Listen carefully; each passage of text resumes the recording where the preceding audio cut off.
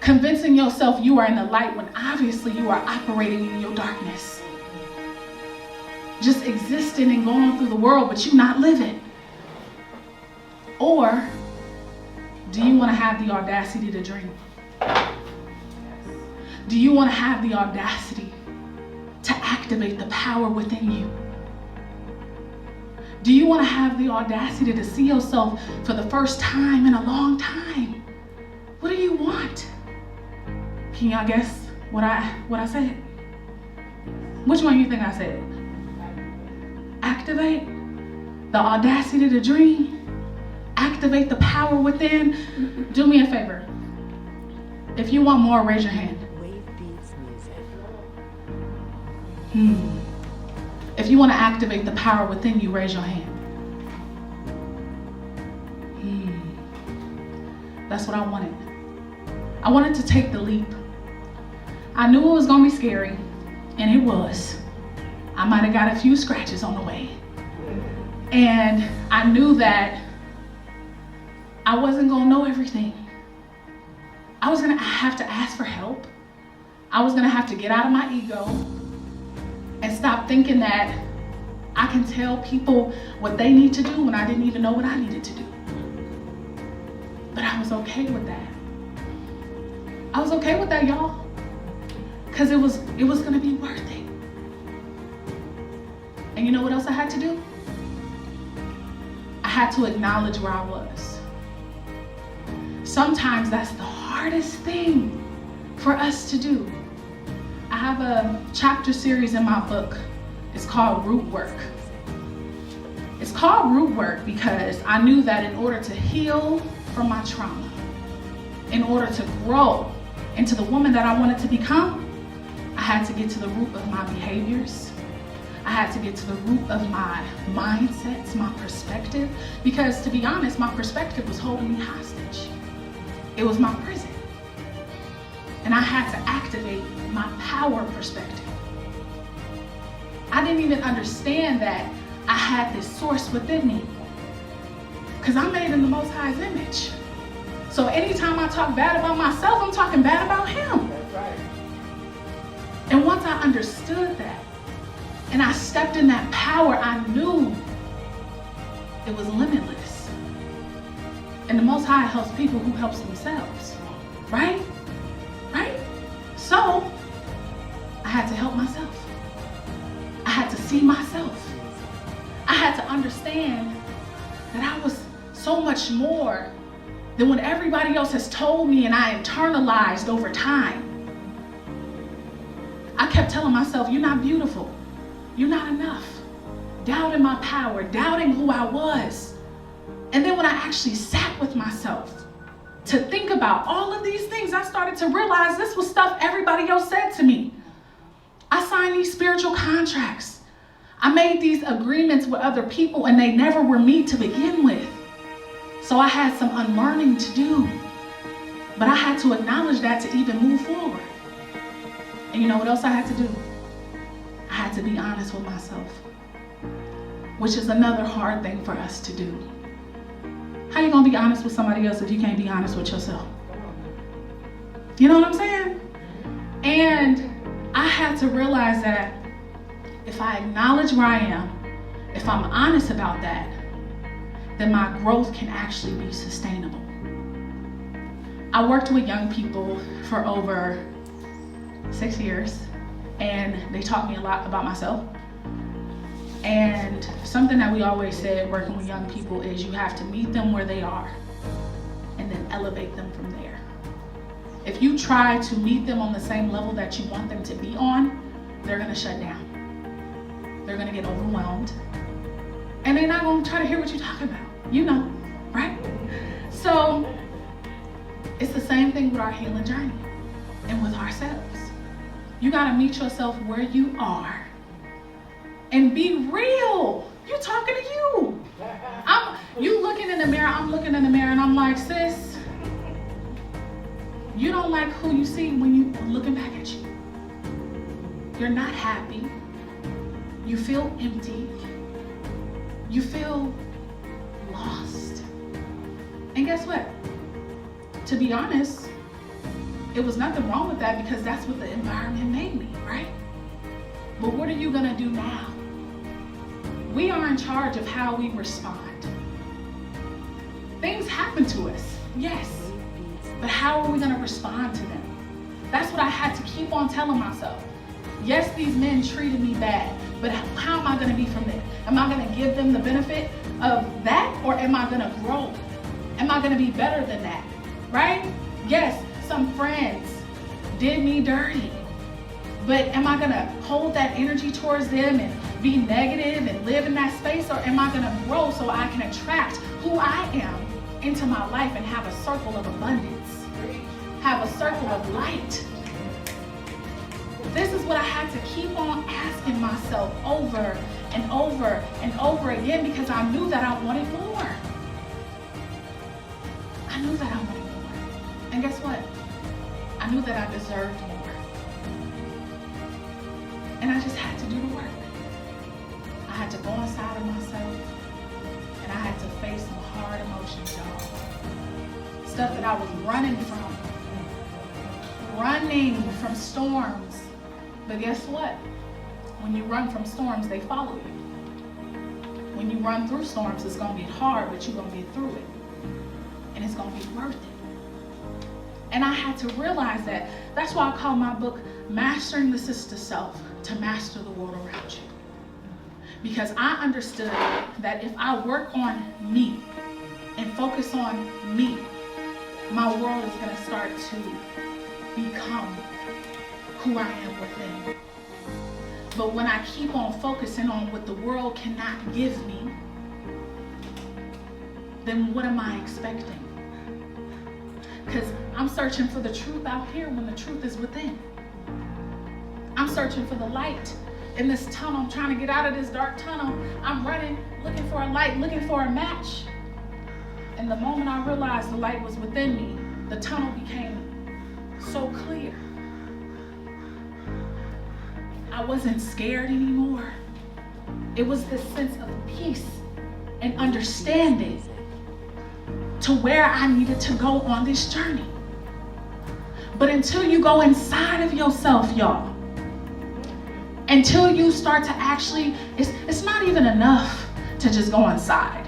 It's not enough to have the audacity to dream. It's not enough to receive the download. You have to actually believe and know that you are capable of manifesting it into your life.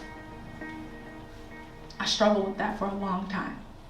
Sometimes I still do. Am I capable of being the #1 motivational speaker in the world? Am I capable of being a bestseller with my book? Am I capable of taking my life to the next level, building generational wealth with my family? Am I capable of being the best mother that I can be? Am I capable? Yes, I am. Yes, you are. Yes, you are. You are capable of anything you set your mind to. But you gotta believe it. You gotta know it. Do you want more? I only heard one person, but I saw everybody raise their hand. Do you want more? Yes. Are you sure? Yes. Are you ready to activate the power within you? Are you ready to be honest with yourself? Yeah. It's getting low. Yeah. Because we started off, yeah, and then it's yeah. Like I'm thinking about it. I'm not sure, sis. I think so. Remember I said you gotta know. Even if you don't know how it's gonna happen, you gotta know that you can do it. You gotta know.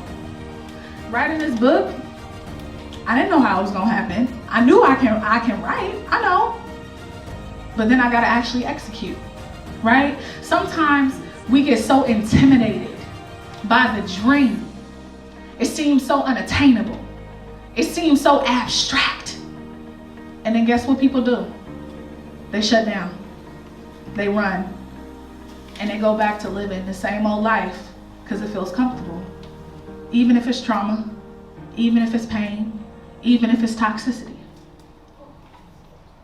But when you can see the dream, and when when you can break the dream down into concrete steps, you can shift your life. I always love this African proverb, and I say it all the time. If you watch my lives, you know I say it. But it says, if you want to push a mountain tomorrow, you must first pick up stones today. Have you picked up a stone today for your dream? Have you picked up a stone today to activate your power? Sometimes we try to push the mountain and we get burnt out.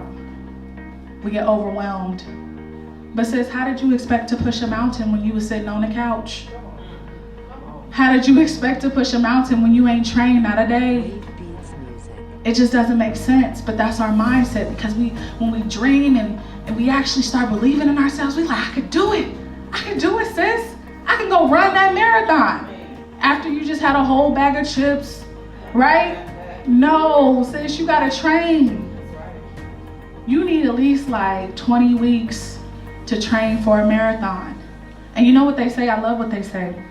You gotta train your mind, you gotta train your heart, and you gotta train your muscles.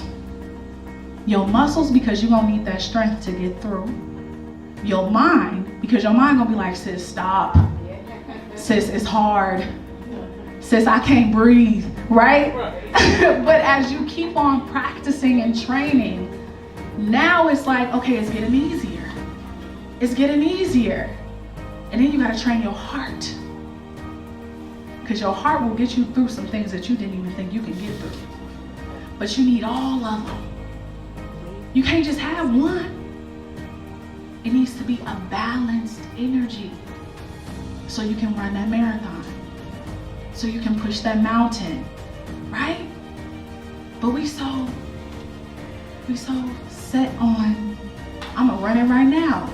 Y'all, I'm talking about me more than I'm talking about y'all, okay? I just had a conversation with Sister Tanya the other day, and she was like, sis, you need some time. Like, stop trying to push this mountain, and you need to collect your stones. Because when you collect your stones and you make sure they're in place, that mountain gonna move with ease. But when you try to push the mountain and you ain't even got the necessary foundation in place, you gonna feel shattered, your mountain gonna shatter, and now you lost, sad, discouraged. Right, in the same place you was when you started. And now it's like, okay, let me calm it down. Let me reel it back. And let me figure out what are the stones that I need to do right now to make sure I'm the most prepared for pushing my mountain. That mountain is your dream, sis.